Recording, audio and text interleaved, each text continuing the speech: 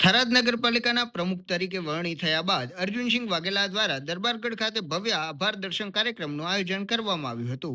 કાર્યક્રમમાં મોટી સંખ્યામાં લોકો, આગેવાનો અને કાર્યકરો ઉપસ્થિત રહ્યા હતા. થરાદ નગરપાલિકાના પ્રમુખ અર્જુનસિંહ વાઘેલાએ કાર્યક્રમ દરમિયાન થરાદ શહેર તેમજ તાલુકાની જનતાનો હૃદયપૂર્વક આભાર વ્યક્ત કર્યો હતો. તેમણે જણાવ્યું હતું કે જનતાએ તેમના પર જે વિશ્વાસ મૂક્યો છે તે વિશ્વાસને સાર્થક કરવા માટે તેઓ સંપૂર્ણ નિષ્ઠા અને જવાબદારી સાથે કામ કરશે. શહેરના વિકાસ અને જનહિતના કાર્યોને પ્રાથમિકતા આપવામાં આવશે તેવી પણ તેમણે ખાતરી આપી હતી. આ આભાર દર્શન કાર્યક્રમમાં ગુજરાત વિધાનસભાના અધ્યક્ષ શંકરભાઈ ચૌધરી વિશેષ ઉપસ્થિત રહ્યા હતા. તેમણે અર્જુનસિંહ વાઘેલાને શુભેચ્છાઓ પાઠવી અને થરાદના વિકાસ માટે સૌ સાથે મળીને કામ કરવાની અપીલ કરી હતી.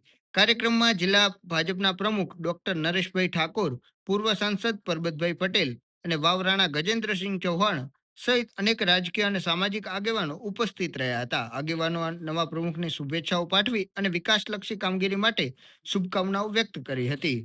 ખાસ કરીને વોર્ડ નંબર 2 ના મતદારો, થરાદ શહેર અને તાલુકાના નાગરિકો તેમજ દરબાર સમાજના આગેવાનો અને યુવાનો મોટી સંખ્યામાં કાર્યક્રમમાં જોડાયા હતા. સમગ્ર કાર્યક્રમ દરમિયાન ઉત્સાહ અને ઉજવણીનો માહોલ જોવા મળ્યો હતો.